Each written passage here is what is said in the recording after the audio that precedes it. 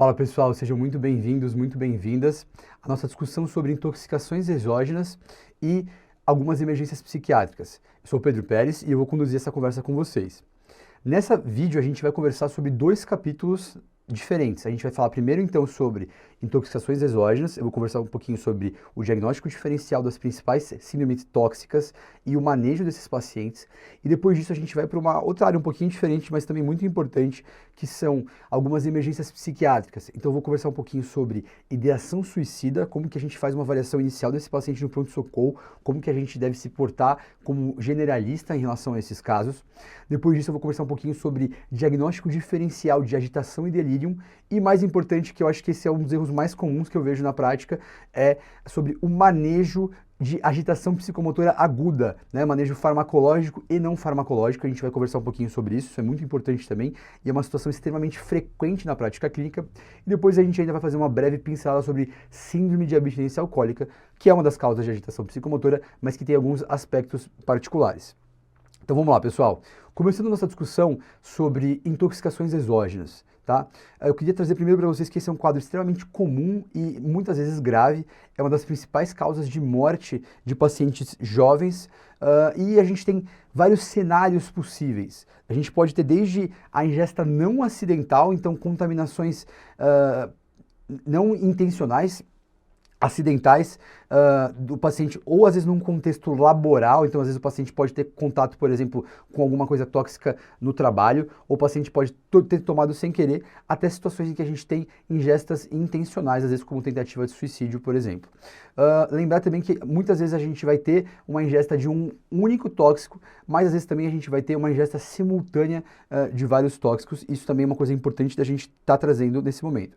Lembrar que são pacientes que podem ter desde quadros leves até quadros muito graves. Então, na nossa anamnese, o nosso foco é, primeiro, identificar disfunções orgânicas ameaçadoras à vida imediatamente, tentar caracterizar, conforme possível, essa exposição ou ingesta, e o quesito temporal também vai ser muito importante. Eu delimitar quando que esse paciente teve contato com essa substância, porque como a gente vai discutir um pouquinho mais para frente, isso pode mudar bastante nossa conduta. Bom, lembrar então que, principalmente no contexto de paciente psiquiátrico, tentativa de suicídio, a gente às vezes não vai ter história. Então o paciente às vezes é trazido por familiares, é encontrado, e nesse momento tudo que a gente puder reunir de informação vai nos ajudar. Então pedir para o familiar às vezes ir no quarto do paciente, ver se acha alguma cartela de medicamento, alguma coisa nesse sentido. Para vocês terem uma ideia, teve um caso uma vez, uma paciente que ela foi encontrada desacordada na rua, e ela foi trazida. A gente não tinha histórico dela, a paciente estava, mas ela tinha sinais aí de um rebaixamento importante, então uma intoxicação por drogas depressoras. Eu vou conversar sobre isso mais para frente, mas ela também tinha alguns estigmas de intoxicação por tricíclico, tá? Então a gente, olhando esse caso, a gente pensou nisso, enfim, lá na ocasião. E a gente estava bem em dúvida, puxa, será que é, será que não é? E aí pegando, a paciente estava com o celular no bolso, e o celular dela estava bloqueado. Eu lembro que a enfermagem pegou a digital dela, desbloqueou o celular, e aí tinha uma conversa dela com uma amiga na ocasião, e ela estava falando que ela ia se matar e que ela ia tomar isso, isso e isso. Então assim, só lembrando para vocês que muitas vezes os elementos dessa anamnese, ela não vai ser uma anamnese convencional. Muitas vezes o paciente não vai te contar, ou às vezes o paciente nem vai ter consciência, o paciente vai ser achado, e tudo que a gente puder trazer vai nos ajudar muito, né? Porque a história vai ser um ponto fundamental nisso, e sempre que a gente também puder delimitar o tempo, isso vai ser muito importante. Bom, o paciente chegou para a gente está tentando ver isso, a gente vai avaliar situações que demandam de suporte imediato. Então, paciente com intoxicações, e a gente vai conversar sobre as síndromes tóxicas, mas ele pode ter situações de colapso hemodinâmico iminente, então esse paciente pode precisar de medidas de suporte hemodinâmico, e alterações de consciência. Muitas vezes o paciente pode estar num rebaixamento importante em apneia e hipopneia. Para vocês terem uma noção como isso é relevante, nos Estados Unidos, a intoxicação por opioide, né, uso abusivo de opioides, é uma coisa muito mais comum do que aqui no Brasil. Lá no ACLS, a gente não conversa muito, tem um fluxograma ali do paciente que está desacordado, tem pulso, mas está em apneia. Eles às vezes até fazem uma dose empírica do naloxone, que é um antagonista opioide. A gente vai conversar sobre isso mais pra frente, mas só para vocês terem uma noção de quanto isso é relevante. Então, fiz essa avaliação inicial, coloco o paciente num contexto de emergência, e eu vou atrás de agora entender, primeiro tentar fazer um diagnóstico do que ele foi exposto, e além da história e do histórico de exposição, lembrando que vários elementos são importantes, eu vou, quando possível, não esqueçam disso, interromper a exposição. Então, por exemplo, exposições transcutâneas, às vezes o paciente tem um adesivo de fentanil, por exemplo, e está intoxicado por opioide, ou ele tem uma contaminação pela pele de algum tóxico, algum agrotóxico, por exemplo, que pode passar pela roupa. Eu devo imediatamente despir esse paciente, tirar qualquer coisa que possa estar em contato, isso é uma coisa importante da gente lembrar também nesse atendimento inicial, e eu vou tentar encaixar esse paciente numa síndrome tóxica, que é o que eu vou conversar com vocês agora. Por quê? O tratamento específico, quanto mais informações eu tiver e guiar, ele vai ser muito importante. Inclusive até porque, por exemplo, o ACLS, que é uma coisa muito geral que a gente usa, suponha um paciente com colapso respiratório hemodinâmico, às vezes ele pode ser até lesivo em algumas situações. Então, a gente tentar chegar numa síndrome tóxica, identificar quais são os principais agentes prováveis, isso é muito importante.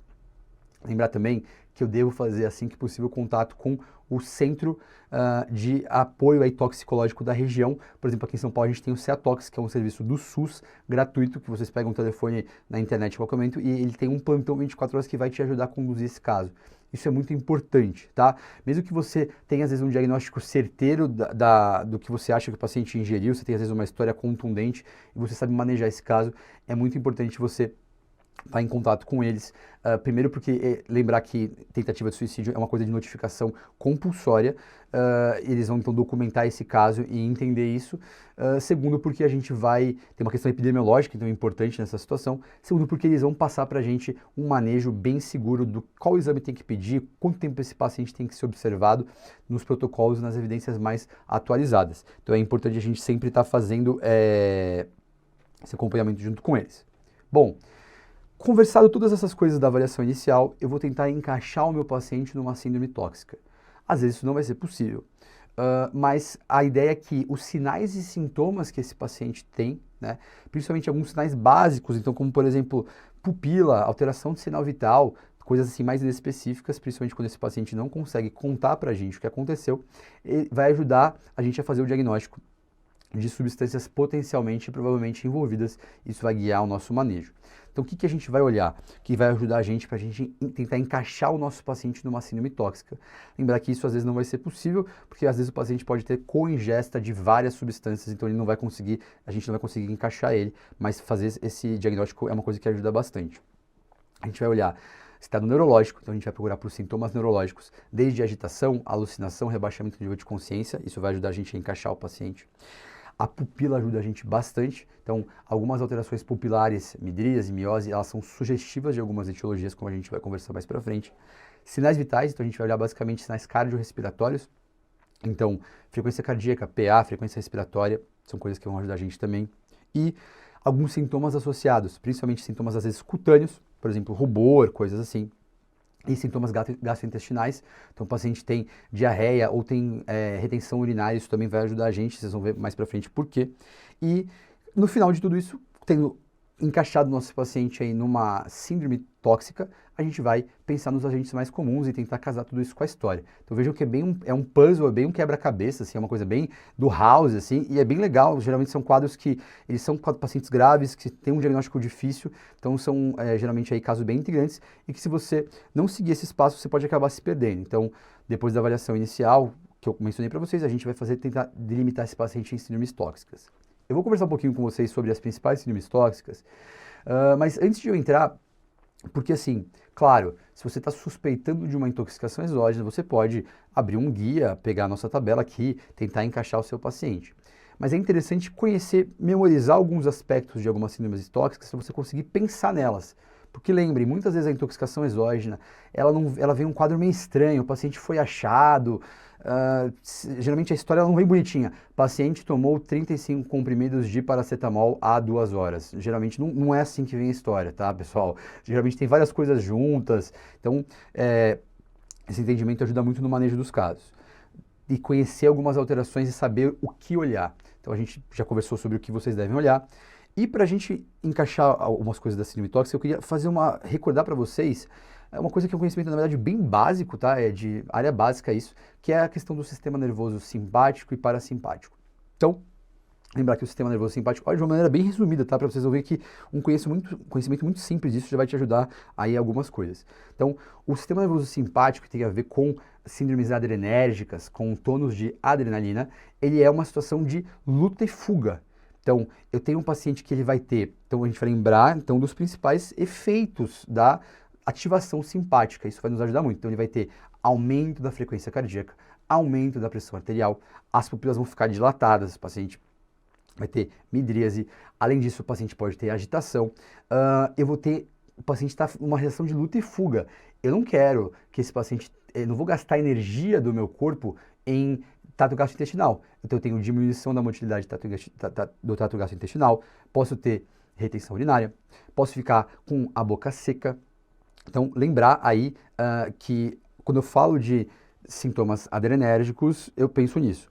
Quando eu falo de agora ativação do sistema parasimpático, né, estou falando de acetilcolina, das síndromes colinérgicas.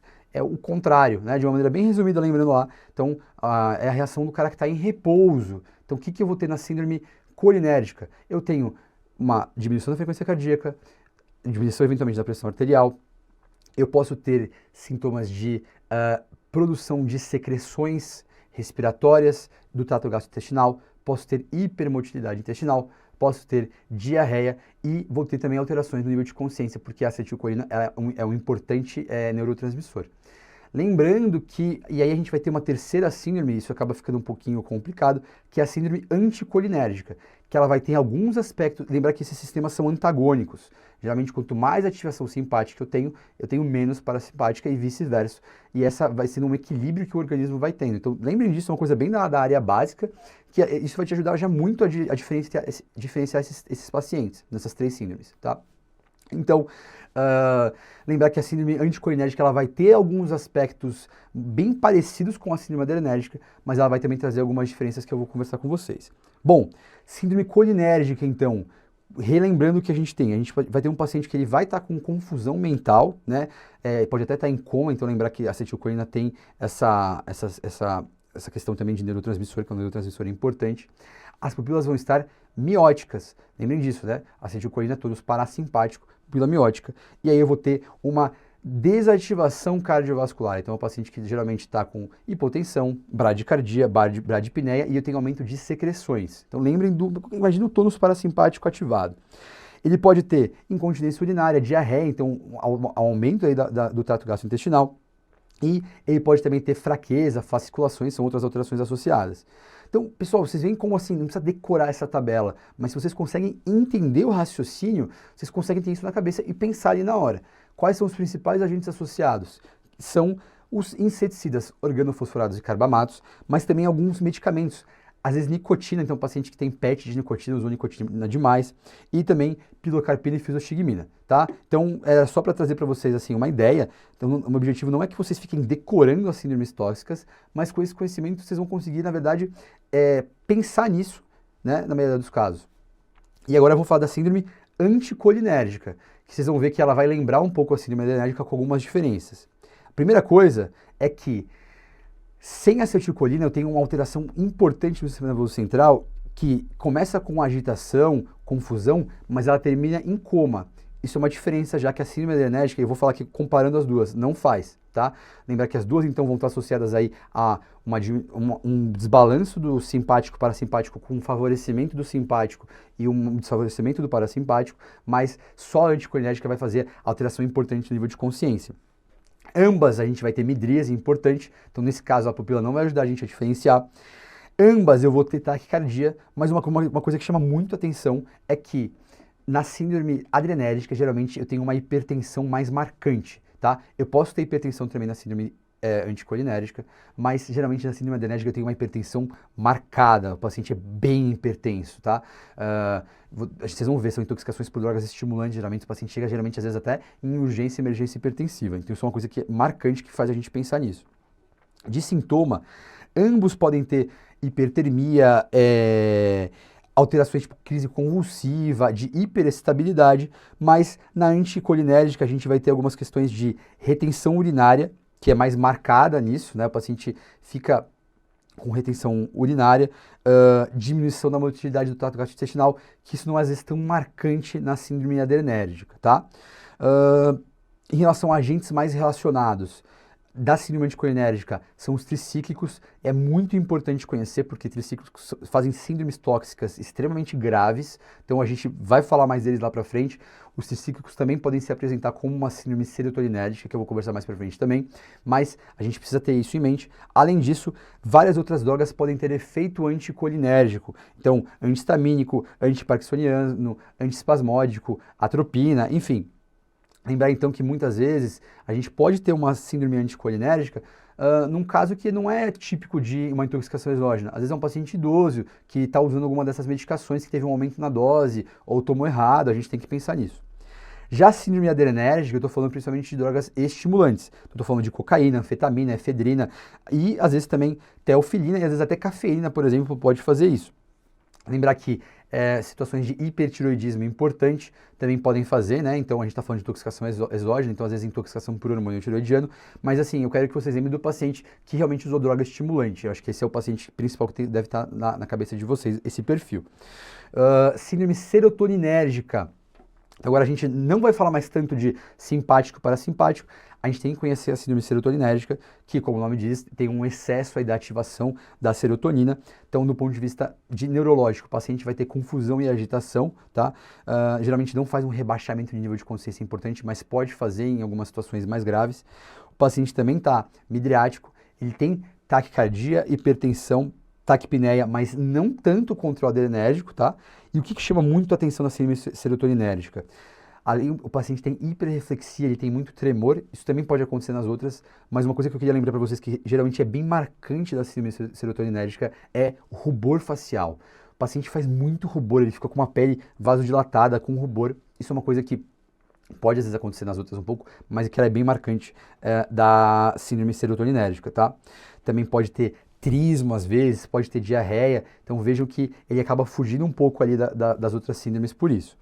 Quem que vai fazer isso, síndrome serotoninérgica? Como a gente conversou, os tricíclicos podem fazer também, mas a gente vai pensar principalmente em inibidor seletivo da recaptação de serotonina. Inibidor de monoaminoxidase também pode fazer, mas a ideia geralmente é que vão ser pacientes que usaram grandes doses desses medicamentos, tá? Bom, as outras síndromes, elas são até bem mais intuitivas, vocês vão perceber, elas não têm às vezes tantas alterações de sinais vitais que a gente tem que ficar pensando, mas é síndrome alucinógena, então como o nome diz do ponto de vista neurológico, muitas vezes o paciente vai apresentar com alucinações, né? Lembrar que alucinações visuais são extremamente características de intoxicação exógena. Claro, o paciente, por exemplo, com delirium tremens também pode fazer, às vezes uma demência de corpúsculo de Levy também pode fazer alteração visual, mas lembrar que essas alterações visuais são bem sugestivas de intoxicações, enquanto alterações auditivas, às vezes a gente pensa mais aí em transtornos psiquiátricos primários, por exemplo, uma síndrome psicótica, mas assim, isso não é uma regra, tá? Só uma ideia para vocês terem aí em relação a isso de quadros mais característicos. O paciente geralmente está midriático, e aí ele vai ter taquicardia, hipertensão e frequência respiratória aumentada, geralmente uma alteração secundária que é a alucinação. Então o paciente está tendo uma alucinação, ele está nervoso, ele não está entendendo o que está acontecendo, geralmente a gente vai ter isso também na síndrome. E o paciente às vezes ele pode não te verbalizar que ele está tendo uma alucinação, ele pode se manifestar só com uma confusão, dependendo de como ele está. E às vezes a gente vai ter algumas outras alterações características que pelo mecanismo das drogas, o paciente pode ter também nistagmo, vertigem, né? Em meio da alucinação visual, o cara tá vendo lá um monte de coisa que não está acontecendo, então a gente às vezes pode ver um nistagmo, o paciente pode ter vertigem, isso ajuda a gente. Quem que vai dar isso? LSD, principalmente. Anfetaminas sintéticas, então MDMA, que é o êxtase. Lembrando que essas drogas também podem fazer uma síndrome adrenérgica, então a gente pode ter essas duas coisas aí acontecendo simultaneamente. E psicobilina, que é o cogumelo, o alucinógeno, e lembrar também de ketamina, tá? Que é cada vez mais usada na nossa prática, e não é incomum, às vezes, o paciente, por exemplo, a gente vê em alguns casos, por exemplo, de cefaleia refratária, paciente usando ketamina na terapia intensiva, às vezes a gente pega caso assim, e às vezes o paciente faz uma síndrome alucinógena franca, claro que, assim, não estou num contexto que eu sei que ele está recebendo a ketamina tudo, mas às vezes o paciente pode fazer nessa situação também com ketamina, tá? Que é uma droga que vem sendo cada vez mais utilizada aí na nossa prática. Síndrome de opioide, muito importante de conhecer, tá? E eu vou falar agora de duas síndromes depressoras, que é opioide e sedativo hipnótica, tá? São as nossas duas últimas síndromes tóxicas que eu quero que vocês conheçam. Então, eu vou ter, do ponto de vista neurológico, no paciente, nos dois, eu vou ter rebaixamento do nível de consciência, que é um pouco mais marcado na síndrome sedativa e hipnótica. Eu vou falar das duas juntas porque muitas vezes elas têm fármacos que o paciente pode estar num contexto que usou um fármaco ou um opioide ou um sedativo, às vezes usa os dois ao mesmo tempo, então a gente precisa pensar nisso. E que elas têm alguns elementos em comum, são duas síndromes bem aí depressoras. A pupila ajuda muito a gente nesse momento. Na síndrome sedativa e hipnótica, a pupila é bem variável, mas uma miose importante naquela pupila pontiforme, ela é bem característica de intoxicação por opioide. Claro que muitas vezes o paciente pode não ter isso, mas quando isso aparece, é um dado muito importante. E realmente é aquela pupila bem pontiforme. Tem que levantar, no momento, um red flag de você pensar de intoxicação por opioide se você encontrar uma pupila pontiforme, tá? Em ambos os casos, eu vou ter uma depressão cardiovascular total, com diminuição da frequência cardíaca, pressão arterial, frequência respiratória. Eu vou ter depressão respiratória, isso é muito importante. Ambos eu posso ter aí alteração de reflexo, você vê que tem algumas diferenças, mas isso não é tão marcante. E aí, nos opioides, a gente vai pensar em opioides. Então, por exemplo, no contexto hospitalar, a gente vai pensar em morfina, fentanil, metadona, codeína. E no contexto extra-hospitalar, a gente vai pensar a principal droga. O paciente pode ter usado também oxicodona, morfina, ou também aí de drogas ilícitas, a gente vai pensar também na heroína. E de síndrome sedativa e hipnótica, a gente vai pensar em benzodiazepínico, barbitúrico, alguns álcoois e outros hipnóticos, tá? Bom, pensei em tudo isso. Todo paciente precisa de exame complementar, como que a gente vai fazer isso? É uma avaliação caso a caso, o Ceatox vai te ajudar, né? O serviço vai te ajudar a guiar nisso, que a ideia é que você sempre esteja apoiado por eles. Mas de uma maneira geral, o paciente tem uma intoxicação leve, está assintomático e tem uma dose muito pequena, às vezes. O paciente estava com muita insônia e tomou 2 a mais comprimidos do remédio para dormir e está bem, talvez eu não precise. Mas a gente tem que, dependendo do que a gente está pensando, pedir alguns exames. Então, eletrocardiograma. Sempre que a gente pensar num algo que pode ser cardiotóxico ou arritmogênico, e aí eu vou fazer 1000 estrelinhas pro tricíclico, tá? Que é extremamente cardiotóxico, a gente ou está pensando numa arritmia, uma alteração, um paciente com uma síndrome adrenérgica, a gente precisa sim do eletro. Lembrar que o tricíclico faz aí uma alteração característica do eletro, ele pode ser normal, tá? Mas ele geralmente faz bloqueio atrioventricular, faz alargamento do QRS e ele faz uma R bem positiva em AVR. Isso é uma coisa bem característica, tá? E isso é um sinal de alarme de que eu estou um paciente aí com um colapso iminente. E eu preciso imediatamente fazer bicarbonato de sódio, tá? Os tricíclicos eles não têm um antídoto específico, mas o manejo com bicarbonato de sódio é bem útil. Bom, exame de imagem também sempre vai baseado na suspeita. Lembrar que pode ser útil para coisas radiopacas. Se eu estou pensando num paciente que às vezes ingeriu grande quantidade de drogas, às vezes o paciente, por exemplo, que está querendo traficar droga num aeroporto, enfim, são casos que seriam mais icônicos, o paciente que às vezes ingeriu grandes pacotes de droga, o raio-x poderia me ajudar nesse diagnóstico. E se eu também estou pensando, por exemplo, um paciente que pode ter aspirado, né? Isso é uma complicação possível. Laboratório geral, lembrar de função renal, eletrólitos, etc., lembrar da importância da gasometria arterial com lactato, tá? Olhar o anion gap e às vezes até o gap osmolar pode me ajudar quando eu estou pensando às vezes numa intoxicação por álcoois, por exemplo. Então é bem importante a gente ter isso, conhecer esses dois conceitos aí do anion gap que a gente já conversou bastante. O gap osmolar, basicamente, eu vou medir a osmolaridade sérica e vou calcular a osmolaridade sérica. Se esse gap dá maior do que 10, significa que eu tenho alguma substância osmoticamente ativa. Eu tenho uma intoxicação por um agente osmoticamente ativo que quando eu calculo ele não aparece na conta, a conta você vai usar sódio, glicose e ureia, mas quando eu meço ele, e a gente sempre faz a conta com osmolaridade total nesse caso, quando eu meço ele, dá uma diferença, ou seja, tem alguma substância osmoticamente ativa, isso leva a gente a pensar em alguns álcoois, é importante conhecer isso. Testes toxicológicos, eles podem ajudar quando a gente tem uma história clínica pouco confiável, muitas vezes eles não são muito disponíveis e eles têm uma sensibilidade e especificidade limitada. Então eles realmente vão ficar, vão ser importantes em situações em que o nível sérico pode mudar a terapêutica. Então, por exemplo, intoxicação por paracetamol, digoxina, lítio, são situações em que a quantidade dele vai mudar a minha conduta. Em outros casos, a gente acaba não usando porque se ele vier muito alto, mas às vezes a clínica vai ser mais importante. Como, por exemplo, aí eu vou dar um exemplo, por exemplo, do lítio. Só a litemia pode mudar a conduta no sentido de talvez eu indicar mais precocemente terapia renal substitutiva para um paciente, por exemplo. Então, são situações aí bem particulares, tá? E, dito tudo isso desse manejo inicial, a gente vai conversar um pouquinho sobre medidas de descontaminação para intoxicação oral. Então, a via oral ela é uma via bem comum nas intoxicações exógenas e o que eu queria conversar com vocês, primeiro, que é a nossa grande estrela, tá? É o carvão ativado. Então, o carvão ativado, ele é um adsorvente, ele vai prevenir a absorção intestinal, gastrointestinal dessa substância. Então, ele vai ser como se fosse uma esponja que vai sugar o tóxico. E o benefício principal dele é na primeira hora da ingestão. Ele tem benefício depois, mas que vai sendo cada vez menor conforme o tempo passa, porque essa substância já vai ter sido absorvida. Lembrar que ele tem um risco de broncoaspiração quando a gente faz carvão ativado, que seria então uma contraindicação, o paciente que tem um rebaixamento do nível de consciência importante, que tem um risco de broncoaspiração ou que tem uma obstrução intestinal associada. Ou se eu tenho uma ingesta superior aí a 2 horas, a gente já não tem mais muita evidência para fazer o carvão ativado, ou se um paciente vai precisar de uma endoscopia por algum outro motivo, o carvão lá, não sei quem já viu, cara, ele parece picha, é um negócio preto assim, vai ser impossível de ver qualquer coisa numa endoscopia com ele. Sempre prestar muita atenção aí ao risco de broncoaspiração. Erro comum quando eu falo de intoxicação exógena, e isso também cai muito em prova, é importante vocês conhecerem, é a lavagem gástrica.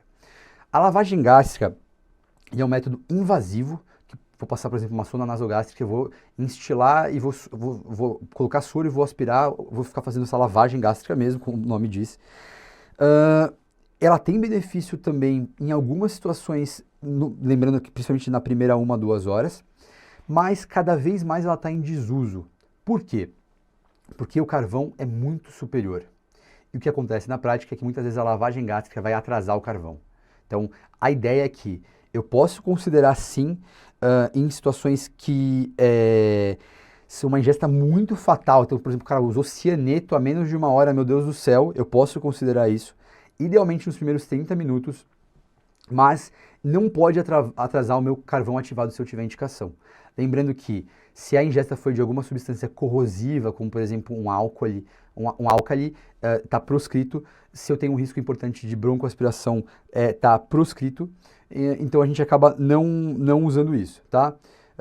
Então é uma coisa que está cada vez mais em desuso, apesar de ser muito falada, assim, as evidências são bem fracas aí em relação ao uso dessa prática, tá, pessoal? Outras 2 estratégias aí bem pouco utilizadas seria usar laxativos para diminuir o tempo, para passar mais rápido, né, diminuir o tempo de contato com a mucosa intestinal.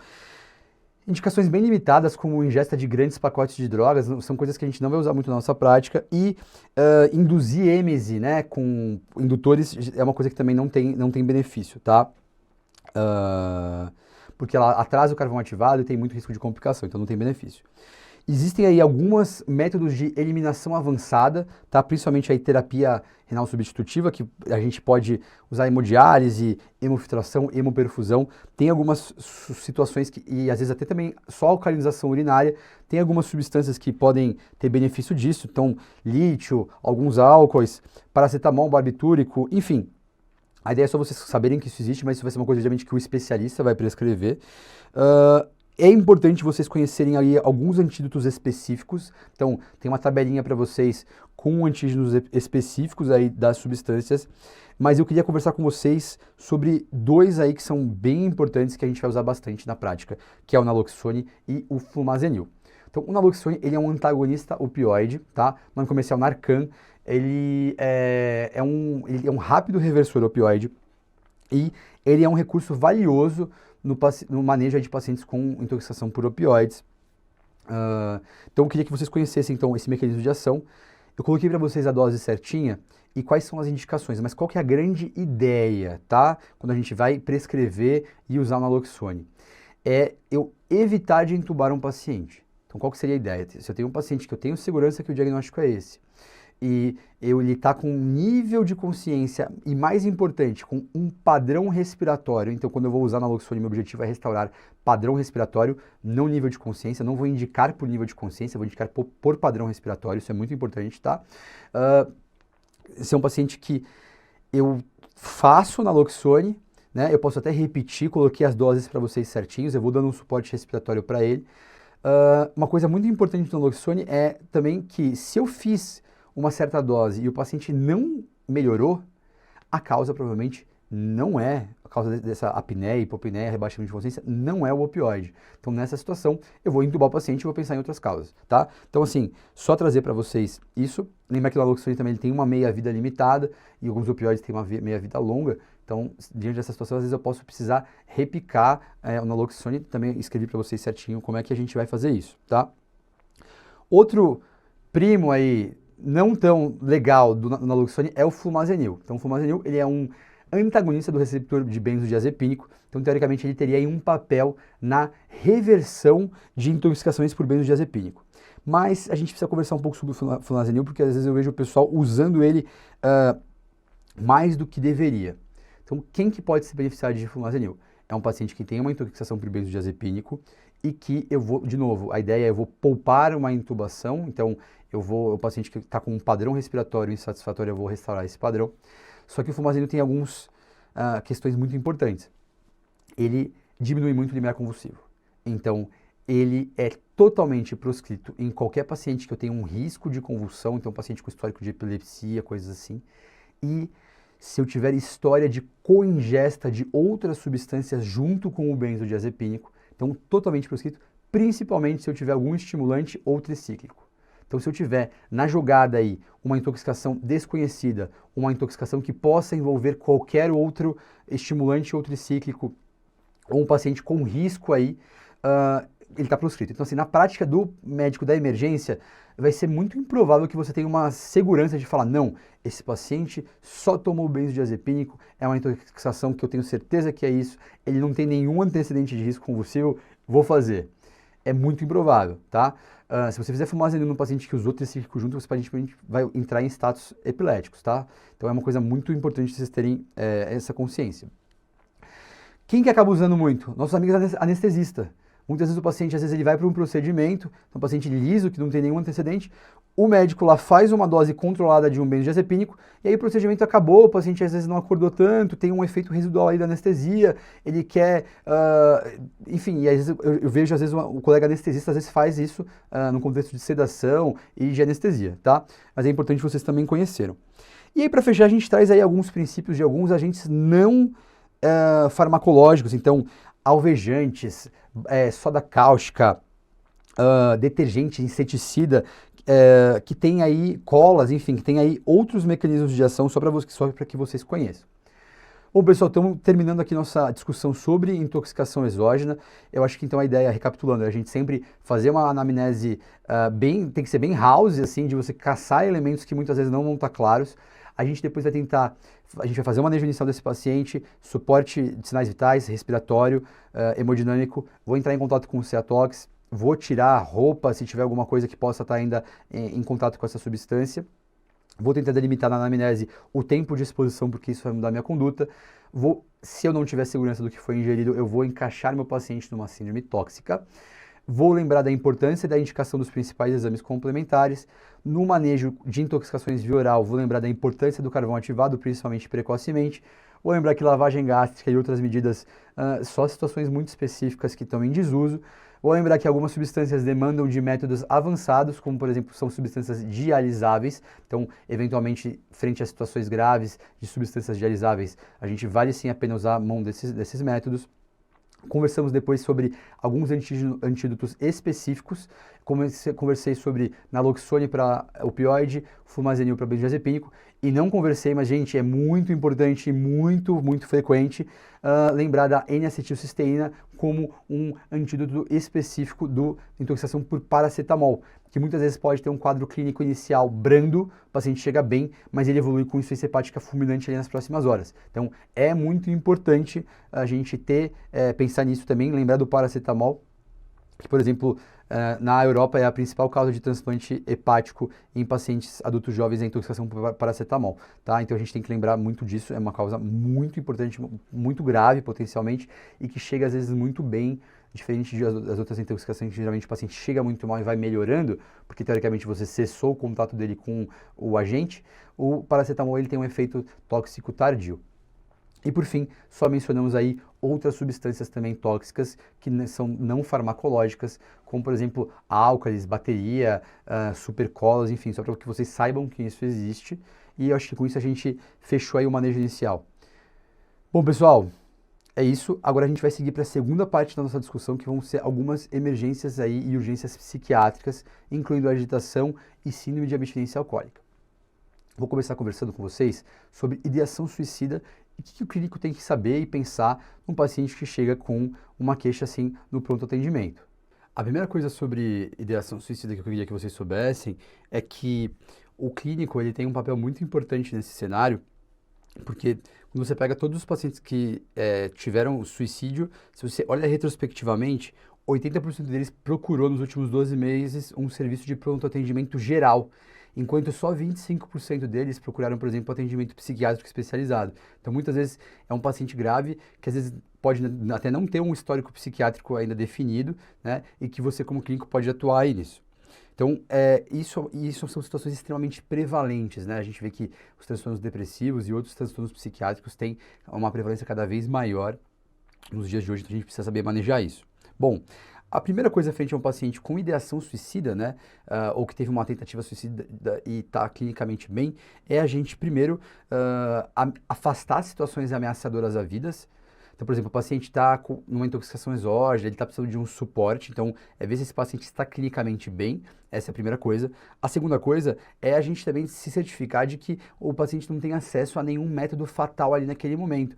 E aí a gente, nesse ponto de vista, tem que ser bem malicioso, no sentido de que, assim, o paciente às vezes pode ter, por exemplo, uma faca na bolsa, uma arma, coisas mais fáceis, mas assim, às vezes tem paciente que tenta se enforcar com o cabo do monitor, que pega o garfo da dieta do hospital. Então a gente tem que, isso vai ser importante, na verdade, em todo o manejo de pacientes, assim, até durante eventualmente uma internação, são pacientes que eles não podem ter acesso de nenhuma forma a nenhum meio letal. Inclusive, por exemplo, caixa de pérfuro cortantes, cabos, fios de monitor, talheres. Então a gente precisa levar isso em consideração, isso é uma coisa bem importante, até colocar isso em prescrição, avisar a enfermagem, isso é uma coisa que é muito importante.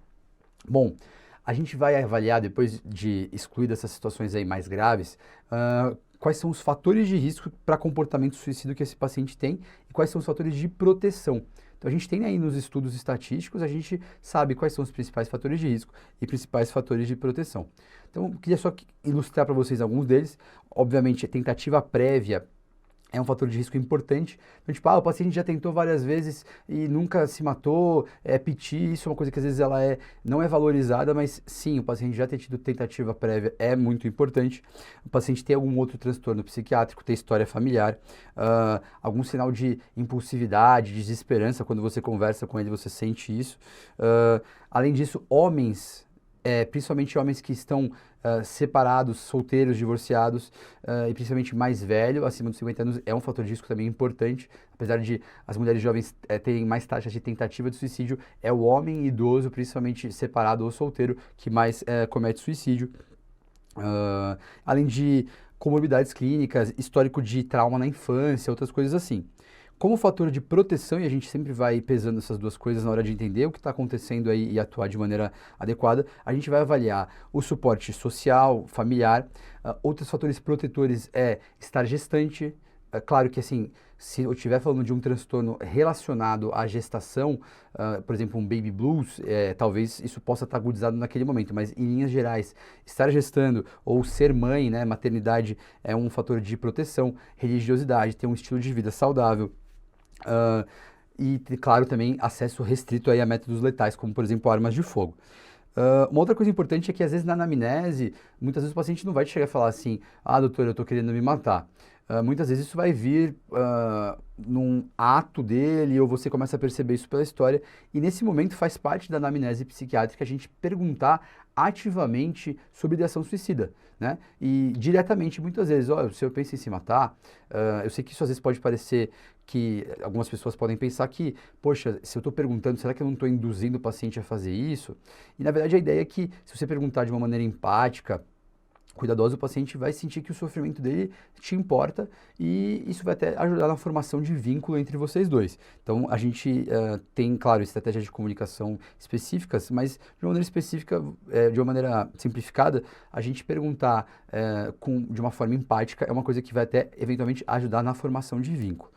E aí a gente vai colocar tudo isso na balança para entender se a gente está falando de um paciente de baixo, moderado risco e alto risco. A gente deixou uma tabelinha para vocês aí sugerindo um manejo.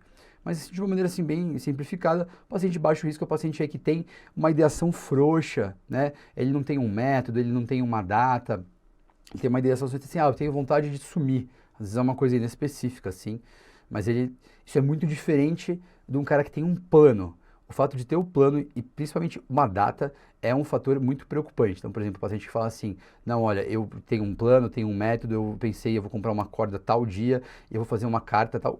Inclusive, ter a data marcada, ó, daqui a 2 semanas eu vou fazer, é um fator de mau prognóstico. Tá? Importante. Então, o paciente de baixo risco é o paciente que tem uma ideação frouxa, que a gente fala, né? Não tem método, não tem plano, só tem essa vontade. E quando a gente faz uma avaliação dele nos fatores de risco e proteção, a gente vê uma clara predominância de fatores de proteção e um paciente que tem aí um suporte social. Se tudo estiver presente, a gente vai considerar dar uma alta e esse paciente pode até ser manejado por um generalista. Isso é muito importante, pessoal, porque eu estou dando aqui ideias gerais, né? Na verdade, isso aqui é derivado de alguns protocolos da psiquiatria da Unifesp, mas isso é uma avaliação do especialista. Tem muitos serviços que, mesmo nesses casos, né, e se tiver disponibilidade, vai querer que o psiquiatra faça uma avaliação durante a internação.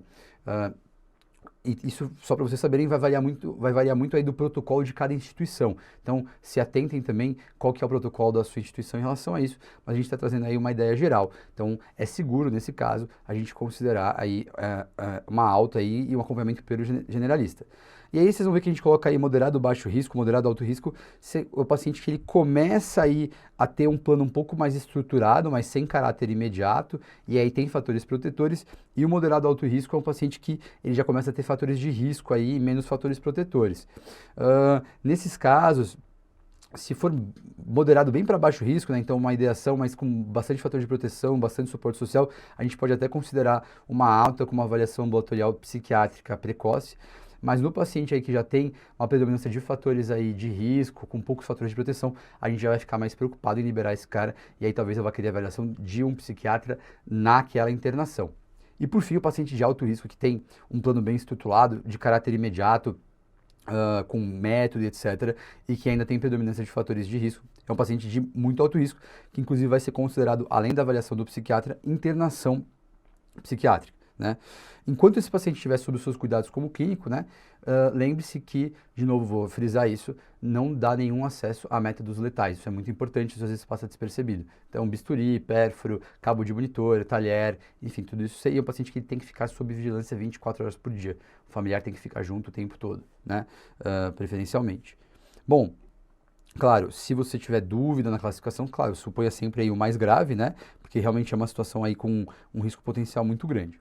Então, acho que com isso a gente fecha aí uma ideia um pouquinho sobre ideação suicida, só porque é uma queixa que às vezes nos assusta no pronto-socorro, acho importante vocês conhecerem.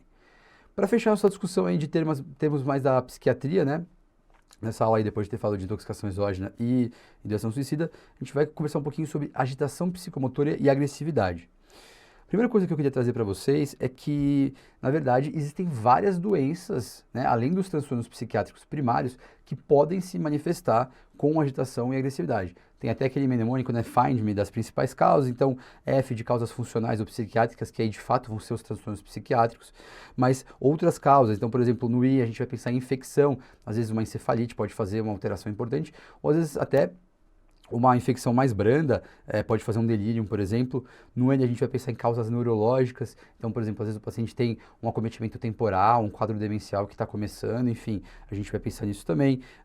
Intoxicação por drogas, isso é muito importante. Então, às vezes o paciente está na vigência aí de uma intoxicação, usou droga recentemente, ele está sob o efeito disso, é uma causa também importante de agitação. Causas metabólicas, causas endocrinológicas, então o paciente está com um hipertireoidismo, enfim. Então a gente sempre pensar aí em tudo isso, tá? São causas de agitação aí que a gente tem que estar pensando. Primeira coisa que eu ia passar para vocês, antes de a gente falar do manejo medicamentoso, que eu sei que interessa muito vocês e que a gente acaba usando bastante na prática, é que a ideia é que sempre a gente vai usar a contenção química, né, o uso de fármacos, como uma última escolha. Então a gente primeiro tem que sempre tomar cuidado com a segurança da nossa equipe. Então esse paciente não pode ter acesso a objetos nocivos. As estratégias de comunicação da equipe com o paciente, principalmente em situações de crise, de agitação importante, elas devem seguir algumas regrinhas. Então depois vocês deem uma olhada que a gente descreve como que, por exemplo, deveria ser uma ação de contenção mecânica ou contenção química forçada num paciente que não está colaborativo. A gente traz alguns preceitos até para proteger a equipe e trazer para vocês a maneira disso acontecer da forma menos assim desconfortável possível para o paciente, né? Então, isso é uma coisa importante de vocês saberem, essa parte aí não farmacológica desse manejo de proteção da equipe, de estratégias de comunicação e de ação. Isso é muito importante, principalmente em situações aí de crise que podem acontecer. Às vezes o paciente realmente chega quebrando tudo na sala de emergência e tal, e a gente precisa saber manejar isso.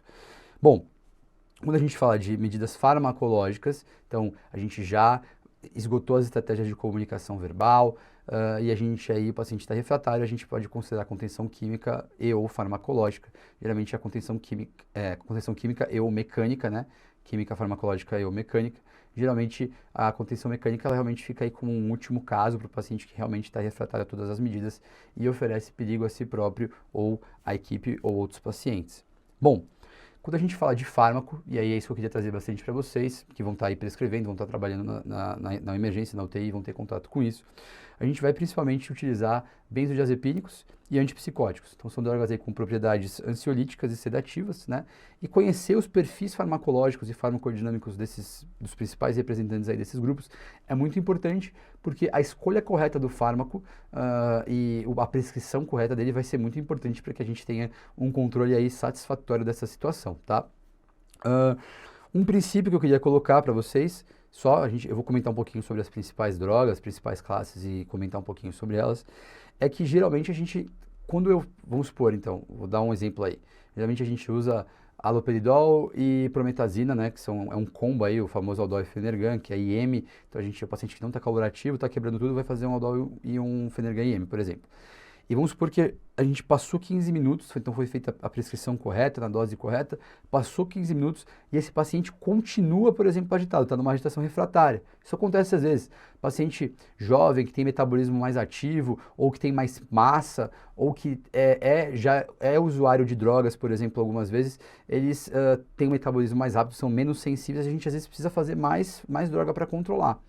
Ao invés de, por exemplo, eu repetir esse combo, eu posso, por exemplo, fazer uma dose de midazolam, que seria, por exemplo, uma outra classe, né? Porque aí eu vou evitar os efeitos colaterais cumulativos, por exemplo, o haloperidol pode dar aumento do QT, distonia, síndrome neuroléptica maligna, por exemplo. Então, a gente, geralmente, quando possível, tenta fazer um uso, alternar aí essas classes para evitar aí sobredosagem e efeitos adversos aí indesejados. Bom, eu vou conversar um pouquinho com vocês sobre os principais representantes dessas classes, tá? Vou trazer alguns highlights para vocês dessas drogas. Depois vocês dão uma olhadinha que a gente traz uma tabela completa aí, ensinando vocês a prescrever e tudo mais. Então, vamos lá. Haloperidol realmente é uma droga extremamente utilizada. Geralmente, ele é a primeira escolha de antipsicótico, tá? É uma droga que tem uma meia-vida de 24 horas. É um antipsicótico típico. Tá? Ele pode ser feito via oral, ele tem a vantagem de poder ser feito via intramuscular, então o paciente que não está colaborativo, que eu não consigo fazer VO, eu consigo fazer via IM. Ele não pode ser feito EV em hipótese alguma, é importante vocês saberem disso, a gente às vezes vê pessoas aí fazendo EV, não pode, tá? Em situação nenhuma. E tomar só um pouco de cuidado com os efeitos adversos, que são os mais relevantes, distúrbios do movimento, então distonia, acatisia, e pode fazer também síndrome neuroléptica maligna, e ele vai reduzir o limiar convulsivo. Então, no paciente, primeiro, a gente vai evitar, por exemplo, na síndrome de abstinência alcoólica, e no paciente que tem algum risco para convulsão e tudo, geralmente eu vou usar ele em conjunto, né, para mitigar esse efeito adverso. Eu vou usar ele em conjunto com alguma outra droga que proteja o paciente de convulsão. Por exemplo, a prometazina, que eu vou falar logo a seguir. Então, a gente geralmente faz esse equilíbrio aí, porque ele realmente pode precipitar um quadro convulsivo. Lembrar também que ele pode alargar o intervalo QT, então a gente sempre vai tomar cuidado, principalmente no paciente que está usando outras drogas que alargam QT, como por exemplo a amiodarona, ondansetrona, dentre outros. Bom, prometazina. Então, a prometazina ele é um antihistaminérgico, um antirreceptor H1, né, de histamina, e também tem um efeito antagonista alfa central. Então, uma droga que na verdade ela é muito utilizada, é um antialérgico, né, primariamente, mas dá um sono ferrado. Então, a gente acaba usando ele às vezes em conjunto. E ele tem um efeito também um pouco de proteger aí o limiar convulsivo. Então, geralmente ele cai legal, é um combo clássico, né? Também tem via intramuscular, o Aldol com prometazina Fenergan, tá? Nome comercial Fenergan. Então é importante vocês conhecerem. Agora, indo um pouquinho para os benzodiazepínicos, vou conversar com vocês do midazolam, tá? Que ele é um benzodiazepínico de ação curta. Ele é a primeira escolha aí de benzodiazepínico. E lembrar que a gente faz o midazolam, às vezes EV, para anestesia geral e intubação, mas no contexto de agitação, a gente tem uma preferência de fazer ele via intramuscular. Então, novamente, temos a vantagem da via IM, o paciente que não está colaborativo por via oral e que arrancou o acesso EV ou não tem acesso EV, eu posso fazer via IM. Ficar sempre atento ao rebaixamento do nível de consciência, depressão respiratória, inclusive com apneia, tá? Mas é uma opção bem interessante também para paciente com agitação importante que não está colaborativo, é uma ideia. Lorazepam, eu trouxe aqui para vocês, porque o lorazepam e o diazepam, que são aí benzodiazepínicos via oral, que são opções aí bem interessantes se o paciente está colaborativo, no contexto de abstinência alcoólica. Lembrando que o lorazepam ele é preferido em pacientes que são hepatopatas, porque a metabolização deste benzodiazepínico não depende do fígado, tá? E a gente testa também aí o clonazepam, o famoso Rivotril. Lembrando que, né, o benzodiazepínico ele tem um espaço, principalmente no paciente que tem abstinência ou tem às vezes uma síndrome adrenérgica associada. Só que no paciente, por exemplo, que tem delírio, né, ele pode piorar até o delírio. Eu vou conversar disso mais pra frente. Então a gente acaba deixando ele para realmente situações em que tem isso, ou uma situação que eu tenho uma preocupação com o limiar convulsivo, por exemplo, na síndrome de abstinência alcoólica, eles vão cair muito bem. Quetiapina, ele é um antagonista dopaminérgico, né, um antipsicótico atípico. Ele é uma droga que a gente usa muito, tá? Que é o Seroquel. Ele tem aí uma vida de 6 a 8 horas. Ele pode dar também síndrome neuroléptica maligna, rebaixamento, mas assim, a chance é muito menor. E a quetiapina, eu vou conversar um pouquinho sobre os antipsicóticos atípicos com vocês, mas ele, nessa dose, tá? Ela tem um efeito importante de ansiólise e de induzir sono, tá? Então a gente gosta bastante nesse sentido. Quando a gente começa a passar de 50, 100 miligramas em 24 horas, a gente para de ter o efeito ansiolítico e vai para uma dose antipsicótica. Então não é que a dose está errada. O psiquiatra muitas vezes vai usar a quetiapina em doses muito mais altas até. Só que aí eu perco essa propriedade e eu posso até ter um efeito ativador. Então, para a gente que está pensando em agitação, não adianta subir a dose da quetiapina mais do que uma dose total, por exemplo, de 25 de 8 em 8 ou até 50 de 8 em 8 já está passando. Ou fazer um 50 dose única, fazer mais, por exemplo, do que 100 numa dose única, eu já posso até ter um efeito ativador. Falando aí de outros antipsicóticos atípicos que a gente usa, a gente vai ter também a risperidona, que ela vai ter aí um efeito talvez um pouco mais antipsicótico, né? Então o paciente que tem uma agitação, mas ele tem um componente psicótico, ele pode responder melhor à risperidona. E também via oral, preciso de via oral, preciso do paciente colaborativo para tomar. E depois temos a olanzapina, que é um terceiro antipsicótico atípico, que tem propriedades e efeitos colaterais mais ou menos parecidos, essas três drogas. Mas a olanzapina, ela tem um efeito antipsicótico e um efeito de ansiólise e induzir sono importante. Então ela comba aí, né, o nome comercial Zyprexa com Y, é uma droga aí bem potente que a gente usa às vezes aí em casos refratários, tá? Então, eu acho que assim, essas são as principais ideias que eu queria passar para vocês, os principais fármacos que a gente acaba usando. E aí agora, para a gente fechar a nossa discussão, eu quero falar com vocês sobre duas situações específicas. Queria falar um pouco com vocês sobre delírio. Delírio é um quadro extremamente frequente, tá, na terapia intensiva, nas enfermarias, que você como clínico precisa saber manejar. Então, o delírio nada mais é do que um estado confusional agudo que vai ter como principais marcos, assim, desatenção, desorganização do pensamento e flutuação do nível de consciência, tá? A gente vai ter dois polos aí do delírio. A gente pode ter um delírio mais hipoativo, que então o paciente aí vai predominar aí uma diminuição do nível de consciência, uma desatenção e a confusão. E eu posso ter o delírio hiperativo, que o paciente tem momentos aí de agitação, ativação e que vai predominar realmente a confusão, o estado confusional. E eu tenho também estados mistos, é o paciente que alterna um momento mais hipoativo e um outro momento mais hiperativo. É uma causa importante, tá, de confusão mental, de agitação, principalmente no sentido de terapia intensiva. E o que eu queria explicar para vocês? O diagnóstico ele é clínico. Existe o CAN-ICU, que é uma ferramenta, aí, um score que a gente vai usar para apoiar esse diagnóstico. E sempre que eu fizer o diagnóstico de delírio, o meu principal objetivo é tratar a causa base. O delírio ele é uma situação secundária a uma causa. Então a gente dá aí as principais causas de delírio para vocês. É importante vocês conhecerem. Então a gente tem um mnemônico aí, delírio, né? Cada letra é uma das causas. Então D, drugs, né? Drogas. A gente vai sempre pensar em benzodiazepínico, anticolinérgico, opioide, tricíclico e até corticoide, são as principais classes. Eletrólitos. Pensei em eletrólito e sistema nervoso central, estou pensando em sódio e cálcio. Então, pensar nesses eletrólitos, distribuidor eletrolítico, outras alterações metabólicas também. O L é lack of drugs. Exemplo clássico, vozinho interno na UTI e o vozinho tomava Rivotril todo dia antes de dormir. Tá certa essa prescrição? Não tá certa. A longo prazo é o ideal para o idoso? Não tá. Mas não é o momento de você mexer. Né? Então, muitas vezes o paciente faz um uso de longa data de um remédio, principalmente remédio psiquiátrico, e aí ele acaba ficando sem esse remédio na prescrição, pode fazer delírio. Causas intracranianas, então um paciente que eu estou preocupado, que eu já afastei essas causas mais iniciais, ele tem alguma alteração no exame neurológico, causas AVC, HSA, um epidural, podem fazer também um quadro de delírio, então a gente vai considerar. Né? Então, conforme eu vou falando das causas, já vão pensando em eventuais investigações que a gente faria, então a gente vai pensar nisso. Redução do sensório, isso é muito importante no R. Pessoal, o paciente que usava óculos, que usava aparelho auditivo, ele está sem esses dispositivos, às vezes vai para UTI e tal, tem que tirar tudo, isso aumenta a chance dele fazer delírio.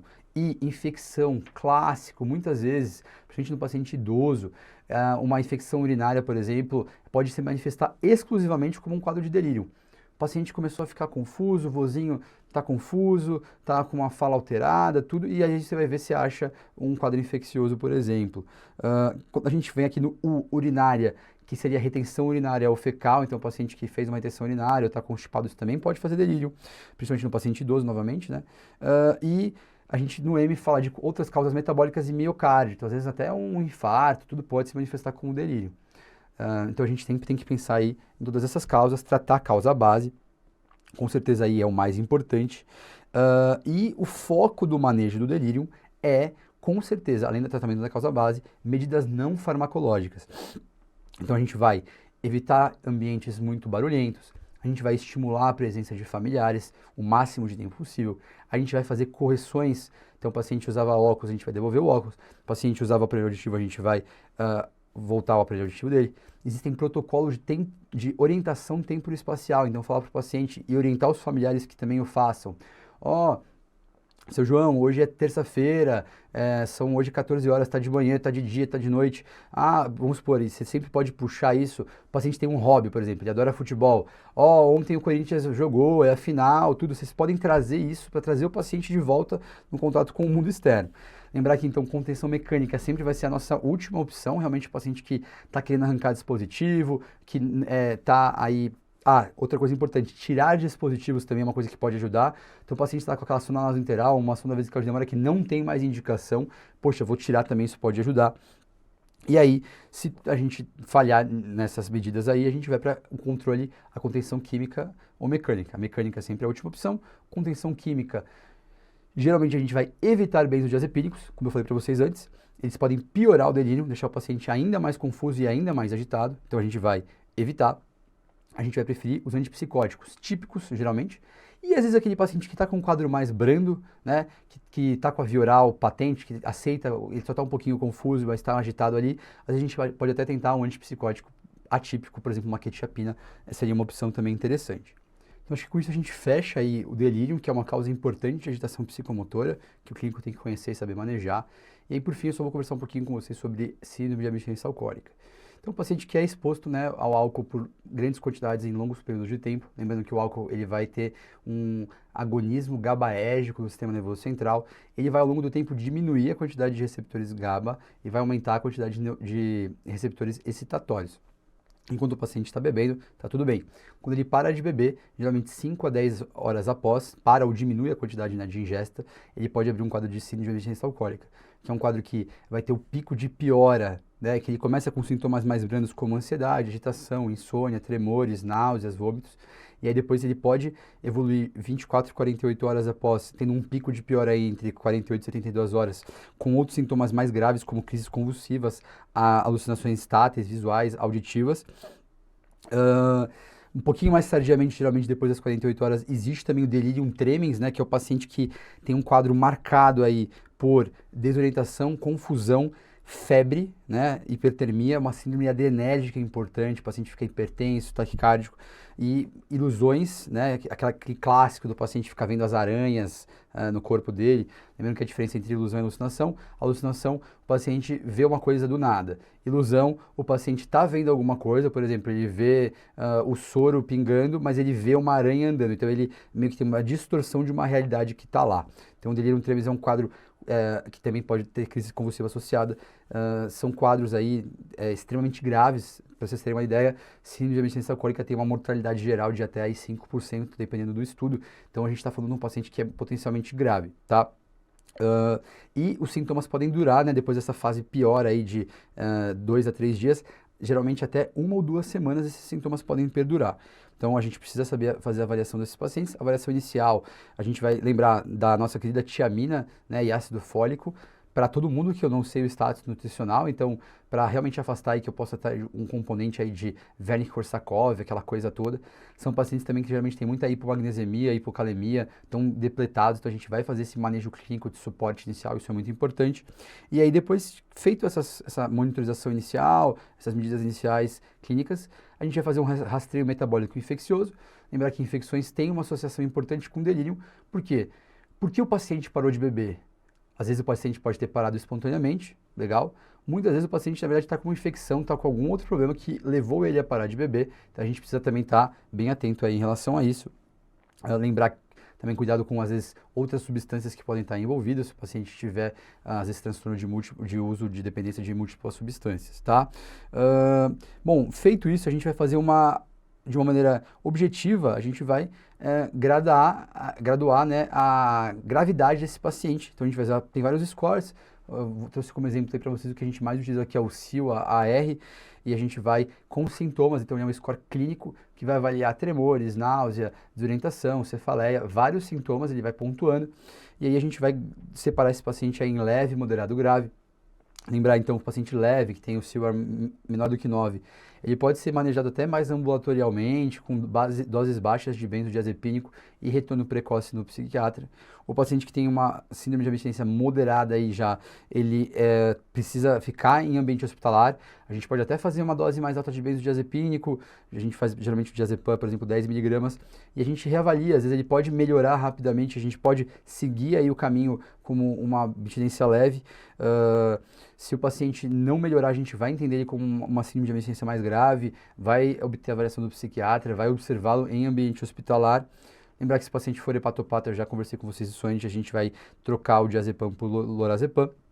E o paciente grave, eu acho importante vocês saberem algumas coisas. Primeiro é o seguinte, a gente não usa antipsicótico nesses pacientes, mesmo que crise convulsiva é uma complicação frequente e os antipsicóticos eles podem precipitar isso. Então, os pacientes que o manejo deles, da agitação deles é predominantemente com benzodiazepínico.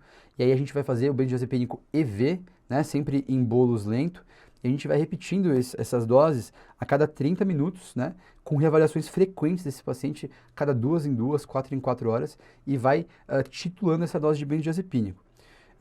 Esse paciente é um paciente que tem risco de evoluir com delirium tremens, que é uma complicação muito grave, ou com crises convulsivas até mais precocemente. Então, ele é um paciente que precisa ficar sendo observado continuamente. Pessoal, não se assustem, tá? Muitas vezes a gente vai precisar usar doses muito altas de benzodiazepínico, tá?